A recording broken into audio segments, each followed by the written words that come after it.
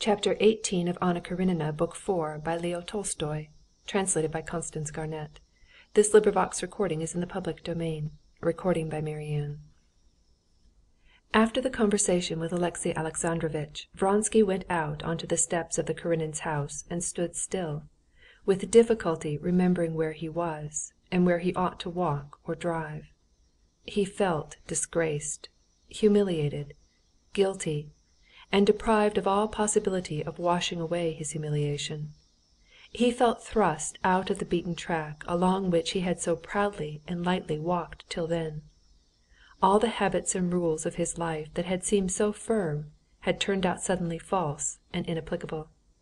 The betrayed husband, who had figured till that time as a pitiful creature, an incidental and somewhat ludicrous obstacle to his happiness, had suddenly been summoned by her herself, elevated to an awe-inspiring pinnacle, and on that pinnacle that husband had shown himself not malignant, not false, not ludicrous, but kind and straightforward and large. Vronsky could not but feel this, and the parts were suddenly reversed. Vronsky felt his elevation and his own abasement, his truth and his own falsehood. He felt that the husband was magnanimous even in his sorrow, while he had been base and petty in his deceit. But this sense of his own humiliation before the man he had unjustly despised made up only a small part of his misery. He felt unutterably wretched now, for his passion for Anna, which had seemed to him of late to be growing colder, now that he knew he had lost her forever, was stronger than ever it had been. He had seen all of her in her illness, had come to know her very soul, and it seemed to him that he had never loved her till then. And now, when he had learned to know her, to love her as she should be loved, he had been humiliated before her, and had lost her forever, leaving with her nothing of himself but a shameful memory. Most terrible of all had been his ludicrous, shameful position when Alexey Alexandrovitch had pulled his hands away from his humiliated face. He stood on the steps of the Karenins' house like one distraught, and did not know what to do. "A sledge, sir?" asked the porter. "Yes, a sledge." On getting home, after 3 sleepless nights, Vronsky, without undressing, lay down flat on the sofa, clasping his hands and laying his head on them. His head was heavy. Images, memories, and ideas of the strangest description followed one another with extraordinary rapidity and vividness. First it was the medicine he had poured out for the patient and spilt over the spoon, then the midwife's white hands, then the queer posture of Alexey Alexandrovitch on the floor beside the bed. "To sleep, to forget," he said to himself, with the serene confidence of a healthy man that if he is tired and sleepy he will go to sleep at once. And the same instant his head did begin to feel drowsy, and he began to drop off into forgetfulness. The waves of the sea of unconsciousness had begun to meet over his head, when all at once it was as though a violent shock of electricity had passed over him. He started so that he leaped up on the springs of the sofa, and leaning on his arms, got in a panic onto his knees.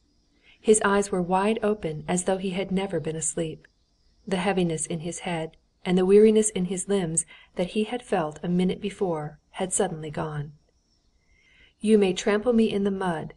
He heard Alexey Alexandrovitch's words, and saw him standing before him, and saw Anna's face with its burning flush and glittering eyes, gazing with love and tenderness, not at him, but at Alexey Alexandrovitch. He saw his own, as he fancied, foolish and ludicrous figure when Alexey Alexandrovitch took his hands away from his face.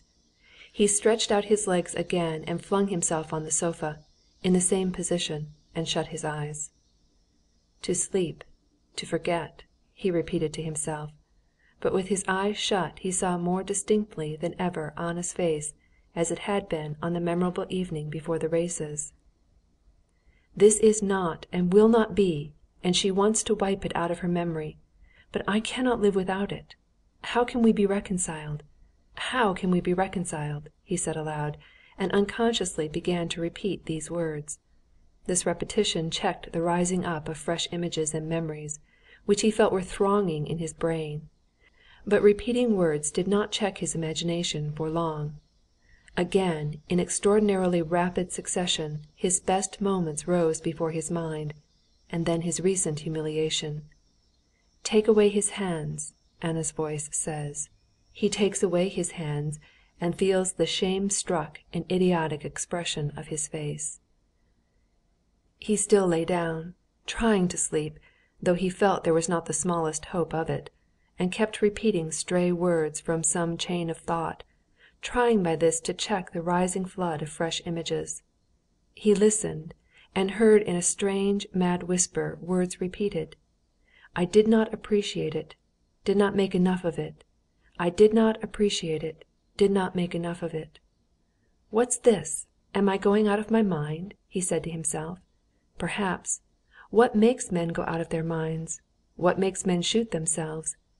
He answered himself, and opening his eyes, he saw with wonder an embroidered cushion beside him, worked by Varya, his brother's wife. He touched the tassel of the cushion, and tried to think of Varya, of when he had seen her last, but to think of anything extraneous was an agonizing effort. "No, I must sleep." He moved the cushion up, and pressed his head into it, but he had to make an effort to keep his eyes shut. He jumped up and sat down. "That's all over for me," he said to himself. "I must think what to do. What is left?" His mind rapidly ran through his life apart from his love of Anna. Ambition, Serpuhovskoy, society, the court. He could not come to a pause anywhere. All of it had had meaning before, but now there was no reality in it. He got up from the sofa, took off his coat, undid his belt, and uncovering his hairy chest to breathe more freely, walked up and down the room. "This is how people go mad," he repeated, "and how they shoot themselves. To escape humiliation," he added slowly. He went to the door and closed it. Then with fixed eyes and clenched teeth he went up to the table, took a revolver, looked round him, turned it to a loaded barrel, and sank into thought. For 2 minutes, his head bent forward with an expression of an intense effort of thought, he stood with the revolver in his hand, motionless, thinking. "Of course," he said to himself, as though a logical, continuous, and clear chain of reasoning had brought him to an indubitable conclusion. In reality this "of course," that seemed convincing to him, was simply the result of exactly the same circle of memories and images through which he had passed 10 times already during the last hour, memories of happiness lost forever.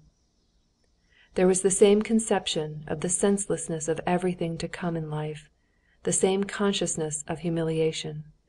Even the sequence of these images and emotions was the same. "Of course," he repeated, when for the 3rd time his thought passed again round the same spell-bound circle of memories and images, and pulling the revolver to the left side of his chest, and clutching it vigorously with his whole hand, as it were, squeezing it in his fist, he pulled the trigger. He did not hear the sound of the shot, but a violent blow on his chest sent him reeling.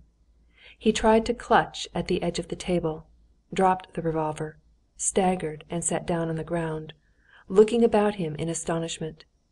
He did not recognize his room. Looking up from the ground, at the bent legs of the table, at the waste-paper basket, at the tiger-skin rug. The hurried, creaking steps of his servant coming through the drawing-room brought him to his senses.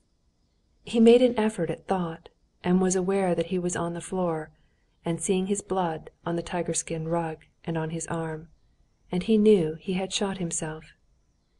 "Idiotic! Missed!" he said, fumbling after the revolver. The revolver was close beside him. He saw it farther off. Still feeling for it, he stretched out to the other side, and not being strong enough to keep his balance, fell over, streaming with blood. The elegant whiskered manservant, who used to be continually complaining to his acquaintances of the delicacy of his nerves, was so panic-stricken on seeing his master lying on the floor that he left him losing blood while he ran for assistance. An hour later, Varya, his brother's wife, had arrived, and with the assistance of 3 doctors, whom she had sent for in all directions,